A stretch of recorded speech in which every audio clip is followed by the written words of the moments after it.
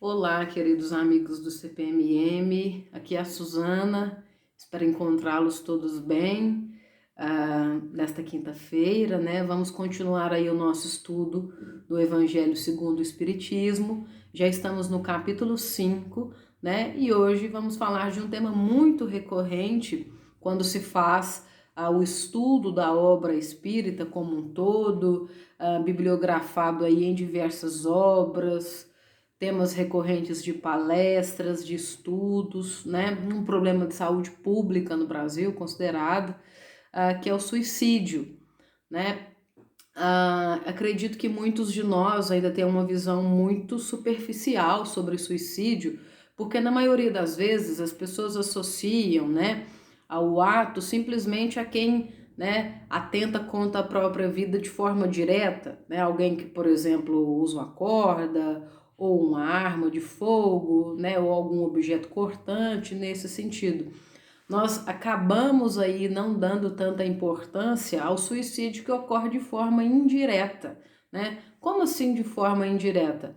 Tem uma frase muito significativa, né, que aparece inclusive no Homem-Aranha, né, no filme do Homem-Aranha, quando ele se dá aí a oportunidade de entender várias coisas, que diz que grandes poderes trazem grandes responsabilidades. Quando nós tomamos consciência da doutrina, né, e entendemos enquanto espiritualistas, enquanto umbandistas ou qualquer vertente aí que seja de nossa vontade seguir, nós sabemos da eternidade da vida, né, que a vida continua, que nós estamos aí em constante evolução, né, nesta senda evolutiva. Então é de fundamental importância considerar que ao extinguir a minha vida agora, né, se eu tomo aí a decisão, né, porque eu estou com um sofrimento muito grande ou porque estou em um momento muito difícil, ao considerar aí a possibilidade de extinguir a minha vida, certamente não vou encontrar um cenário diferente, né, ao chegar à pátria espiritual. Por que eu usei a frase que grandes poderes trazem grandes responsabilidades? Ao entender este caminho, esta seara evolutiva, né? Ao entender que modificamos, né, a nossa existência e vamos cada vez mais trilhando caminhos com perspectivas novas, nós podemos muitas das vezes ignorar determinados sinais e praticar coisas contra o nosso próprio fluido vital.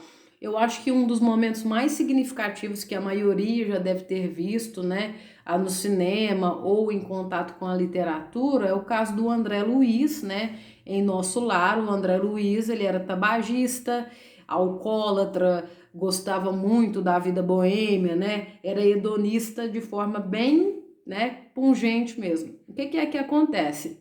O André Luiz desencarna, né, e quando é atendido no pronto-socorro espiritual, os médicos e os enfermeiros falam para ele, mas o senhor é um suicida. Ele diz, não, mas eu não atentei contra a minha própria vida.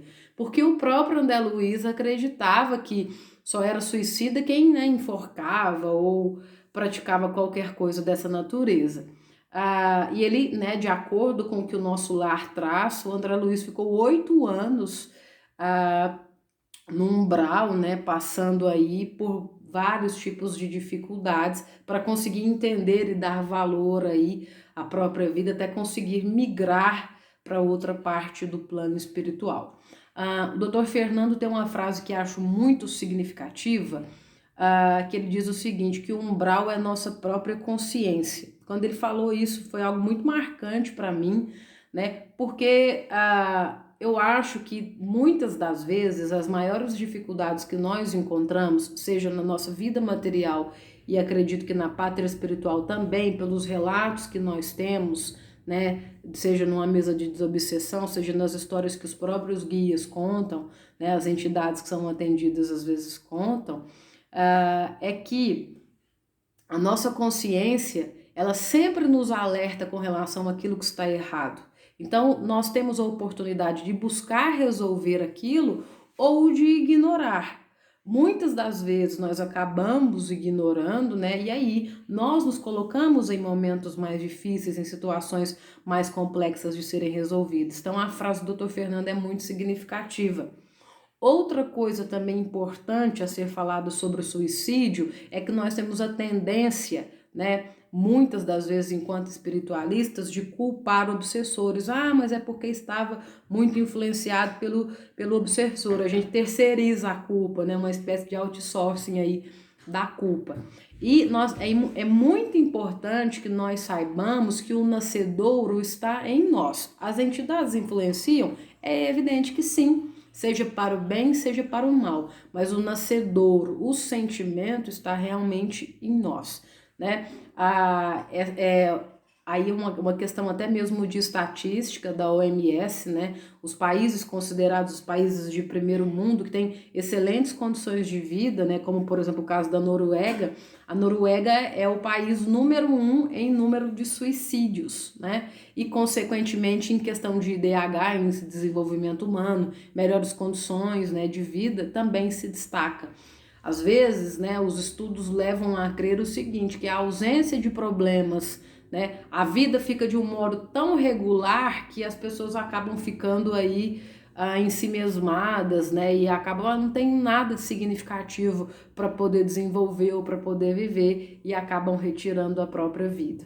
Né? Sabemos que em muitos casos outros problemas de ordem mental, né, ou a questão da depressão acabam sendo aí gatilhos que levam a isso, né? Mas também nós não podemos aí terceirizar, né, ao intuito ou o caso aí a prática de quem comete o suicídio. A Doroteia compartilhou um texto no grupo e eu achei muito significativo, né? Acredito que a maioria de vocês tenha lido esse texto, né? Os que não leram, vou falar. O texto falava que havia um burrinho, né? Um burro que estava pastando, né?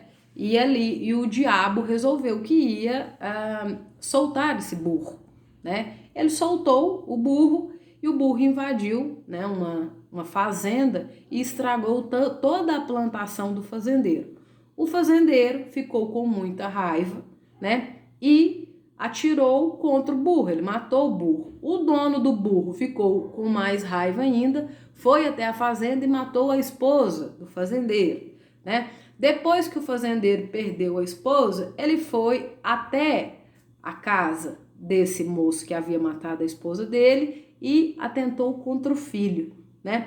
E o diabo se divertindo muito com a situação, né? E aí perguntam ao diabo, mas o que foi que você fez? Ele diz, eu só soltei o burro. As atitudes, o comportamento, os objetivos, as ações que foram feitas posteriormente partiram das outras pessoas.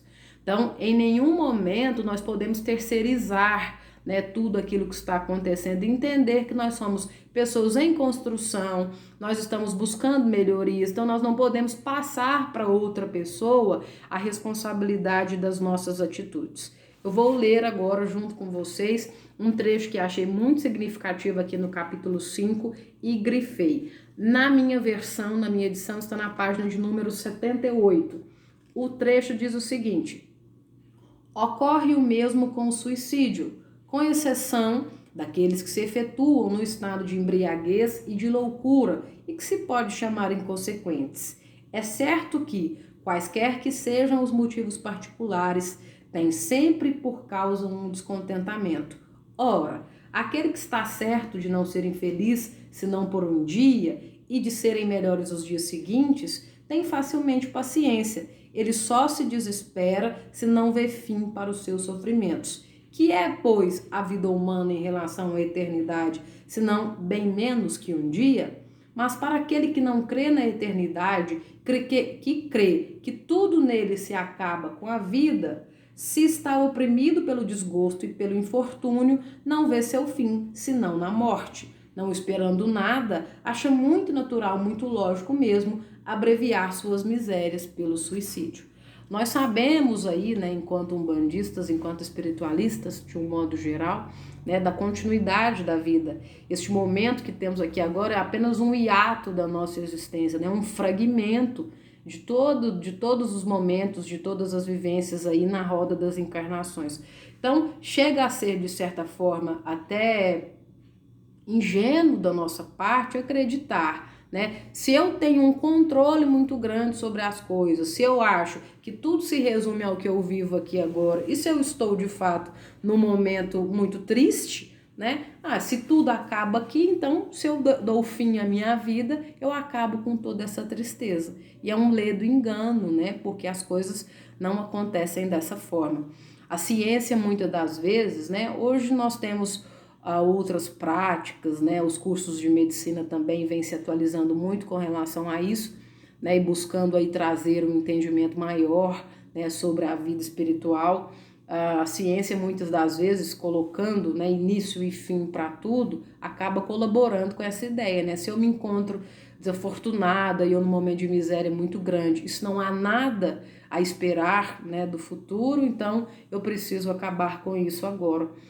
Não sei se já falei sobre isso com vocês, os romanos antigos tinham um hábito, né, chamado aí de carpe diem, que é um aproveite o dia. Inclusive tem um monte de gente que faz tatuagem sobre isso hoje, usa camiseta, né?